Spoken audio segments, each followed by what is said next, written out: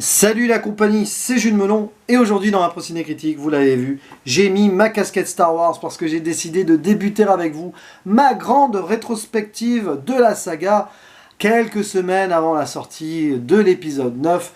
Je vais revenir chaque week-end d'ici là ou presque sur chacune des œuvres de l'univers, sauf une, Solo A Star Wars Story, tout simplement parce que j'en ai parlé l'année dernière. Voilà, sinon je vais me refaire tous les films, y compris Rogue One, et commencer ainsi dans l'ordre chronologique des événements en vous parlant de l'épisode 1, sorti en 1999, La menace fantôme, réalisé et scénarisé par George Lucas, et avec un casting de rêve, puisqu'on y retrouve Liam Neeson, Ewan McGregor, Natalie Portman, le jeune Jake Lloyd dans le rôle du petit Anakin Skywalker, Ian McDiarmid, et quelques acteurs de la trilogie originale qui reprennent leur rôle, Anthony Daniels, Kenny Baker ou encore Frank Oz. Citons aussi Terrence Stamp, que j'aime beaucoup dans Superman 2, dans le rôle du Général Zod, et qui ici joue le chancelier Valorum. Alors attention, il faut savoir que c'était à l'époque le premier film que je voyais de Star Wars au cinéma. D'ailleurs, il est sorti il y a à peu près 20 ans,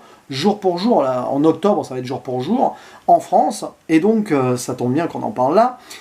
C'était un grand kiff pour moi, parce que j'étais fan de la trilogie de base depuis 3-4 ans, je pense.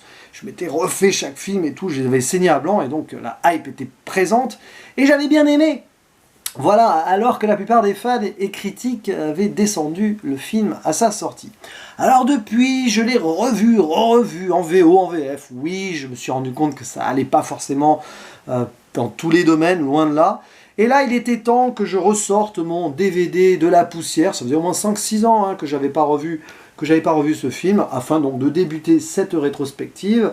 Et ouais, bon, avec la prise de recul, il faut l'avouer, ouais, il y a quand même des choses à redire. Mais attention, je garde quand même une tendresse envers cet épisode 1, et même si je ne l'ai jamais considéré comme le meilleur film de la saga, j'oublierai pas que c'est le premier que j'ai vu au cinéma, et qui voilà, j'étais à fond à l'époque d'une certaine manière. Bref, l'histoire, alors oui, attention, préambule quand même, et ça vaudra aussi pour les autres vidéos concernant les films Star Wars, ça va spoiler même l'univers entier, la saga entière. Je vais pas m'amuser ici à faire une partie non spoiler, et puis à un moment spoiler et tout, on est entre fans, même on est entre connaisseurs, j'en sais rien, mais bon, on est là parce qu'on a envie de parler de cette saga avant la sortie du dernier opus. Bon, le dernier opus, ça c'est encore à déterminer.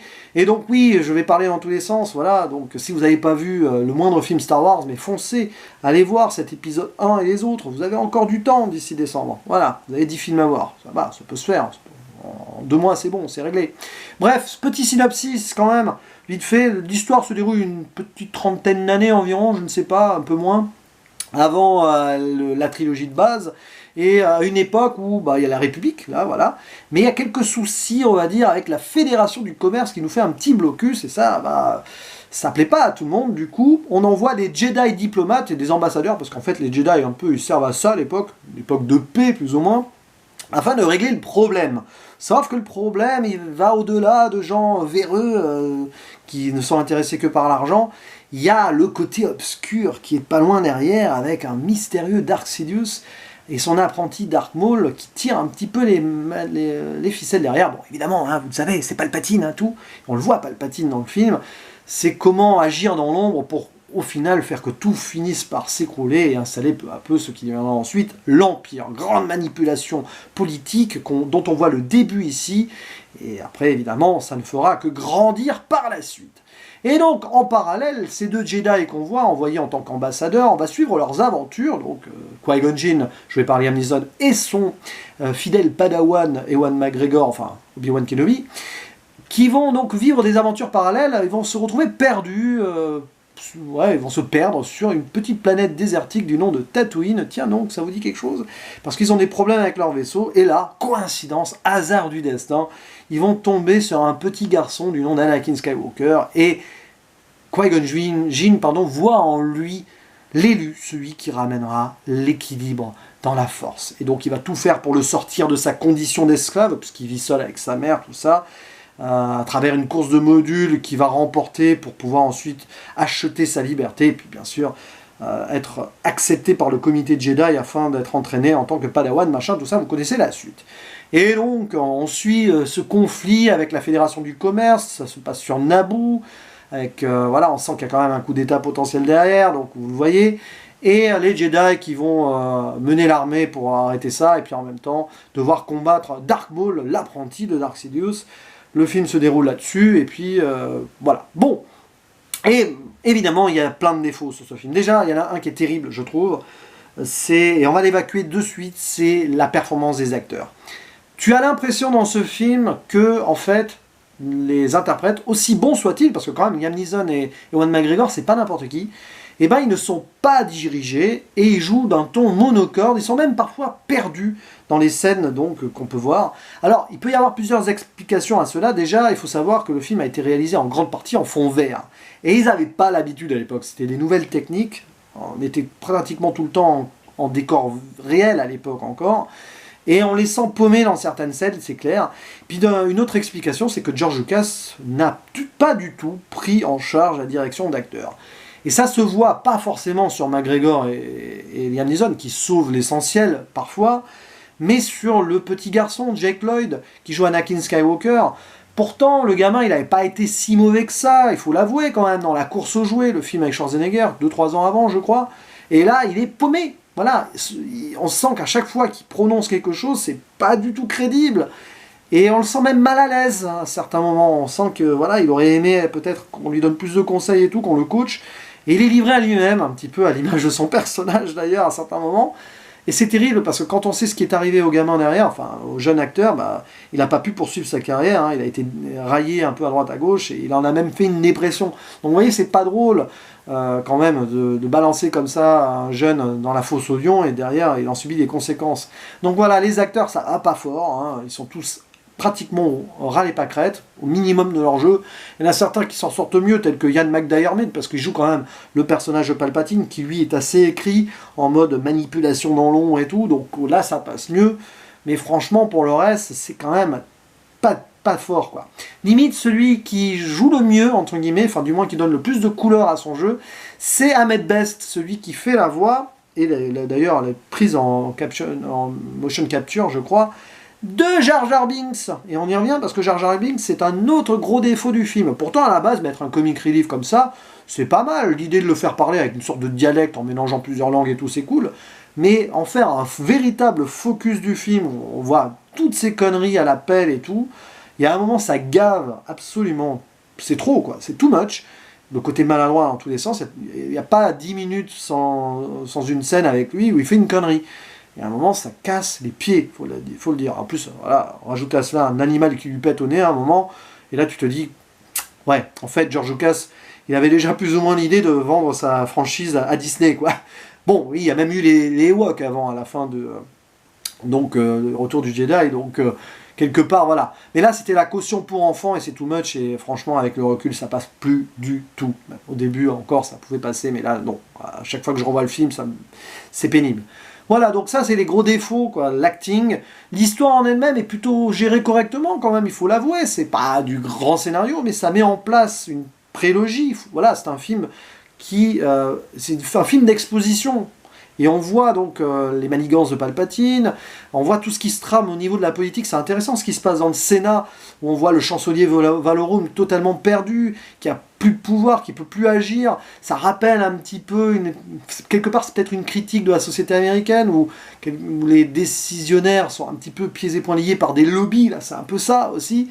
Et donc on voit la montée du mal, Palpatine qui force une motion de censure face à Valorum, et qui se met lui-même, entre guillemets, chancelier. Puis il y a aussi ce côté bien joué là, de la reine Padmé qui se fait passer pour une servante pour voir l'action de plus près et tout. Bon, c'est un petit peu incroyable, enfin, c'est pas crédible parce qu'une vraie reine, comme ça, on ne la laisserait pas prendre des risques pareil, mais bon, pourquoi pas. Après tout, ça passe plutôt bien. Et puis, bon, voilà, quoi. Donc, niveau scénario, moi je trouve que c'est correct, mais c'est vrai qu'au niveau de l'acting, au niveau de certaines scènes, bon, la réalisation est assez factuelle aussi. Bah, le film prend cher, il faut l'avouer, mais voilà. Ou même au niveau des combats au sabre laser, il y en a. Bon, moi au début, le combat vers la fin entre Dark Maul, Qui-Gon Jinn et Obi-Wan, Moi, j'adorais ce côté épique, oui, mais en fait, quand tu t'en rends compte, le côté épique, c'est la musique. L'excellente musique, Duel of the Fates de John Williams. Mais tu l'enlèves, tu vois quand même que finalement, la Corée est pas top. Puis bon, Qui-Gon Jinn meurt comme une merde quand même dans ce combat, il faut l'avouer. T'as même l'impression qu'il se laisse crever comme Obi-Wan se laisse mourir face à Dark Vador. Ne serait-ce pas là un écho afin qu'Obi-Wan prenne ensuite le flambeau? Je ne sais pas, mais bon, quand même, voilà. Donc, il y a des choses à redire là-dessus. Le film se déroule plutôt correctement, il y a des scènes qui sont trop longues, il faut l'avouer, tout ce qui se passe sur Naboo avec les Gungans, machin, là, oh, bon, ok, pourtant il y a des scènes qui sont bien, là, la scène sous-marine avec les gros poissons, moi je trouve que c'est superbe, tout ce qui est sur Naboo visuellement est très beau, clairement, il faut l'avouer, même sur Tatooine c'est beau et tout, mais voilà, il y a aussi cette course de modules que j'aime beaucoup moi à la base, d'ailleurs je l'utilisais, clin d'œil, anecdote, quand j'étais prof du collège, je l'utilisais en cours pour faire étudier quelque chose à mes gamins, des quatrièmes je crois à l'époque. Et en fait, avec le recul, elle est trop longue. Elle est trop longue. C'est interminable. C'est dommage parce que c'est cool et tout. Alors oui, on insiste dessus pour montrer qu'Anakin est un grand pilote et que ça va avoir une grande influence par la suite. Même à la fin de ce film-là, il va montrer ses talents de pilote et aider ses amis. Mais waouh, voilà quoi. Bref, de ce film, on ne retient au final que une certaine tendresse de l'époque, peut-être. La mise en place d'une histoire qu'on aime bien, parce que si on aime l'univers Star Wars et qu'on est fan, on aime bien ce qui se passe dans ce film quand même. Mais c'est plat, ça manque d'envergure. Il y a aussi l'histoire de ces midi-chloriens qui expliquent scientifiquement la force. À la base, moi j'aime bien, pourquoi pas, c'est une explication qui est vraiment intéressante. Mais là, elle sort de nulle part, comme un cheveu sur la soupe, et ça fait un petit peu Deus Ex Machina quand même, il faut l'avouer. Et bon, pourquoi pas, mais ouais, c'est mal amené, quoi. Il y a beaucoup de choses qui sont mal amenées dans le film, comme les décisions de Qui-Gon Jinn, qui veut à tout prix ressortir ce gamin de l'esclavage, et après il lui donne des conseils un petit peu machin, un peu bizarre le personnage de Qui-Gon Jinn, ça manque, je pense que ça manque d'approfondissement derrière, parce que voilà, cette sorte de Jedi rebelle dans l'univers Star Wars, ok, d'accord, mais bon... Juste pour justifier le fait qu'il a permis la création du mal de plus tard. Bon, le mal qui rétablira quand même l'équilibre de la force à un moment donné, malgré tout. Bon voilà, donc en tout cas, ouais, je vais mettre 6 sur 10 sur Sens Critique. J'ai redescendu, j'avais laissé 7, alors je sais pas pourquoi, mais bon, oui. Je redescends à 6, c'est pas du tout le meilleur épisode de la saga. C'est pas le pire, je pense, enfin j'en sais rien. Je pense que celui que j'ai aimé le moins jusque-là, c'était le 2, celui d'après.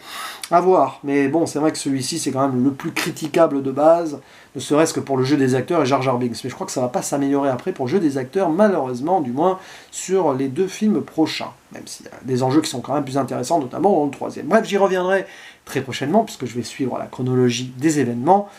Et voilà, c'est tout ce que j'avais à dire sur la menace fantôme. Bon, il y a quelques petits clins d'œil, évidemment, on revoit Jabba the Hutt, on voit les E.T.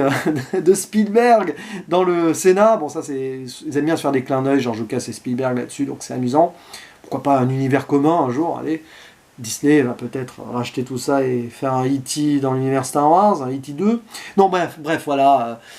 L'humour douteux, le scénario correct, mais qui aurait pu être plus approfondi, les acteurs aux fraises, et une direction artistique pas terrible. Heureusement, il reste des bons décors, il reste quand même l'univers de la saga qui est là, c'est du Star Wars, et on apprécie malgré tout.